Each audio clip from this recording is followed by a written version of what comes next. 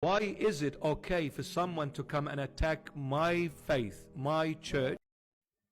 Yes, always government is around the world is Satan flooding of fear.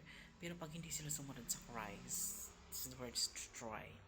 Believe me, because the whole world is a version, and at time is better true rule. So this is the prophet. Hindi niya nalaman na sasaksakin pala siya ng evil. Just busy for about the people, but hindi niya naramdaman kasi ang power niya is very not comfortable about the spiritual in the crush for attack daw the bad people.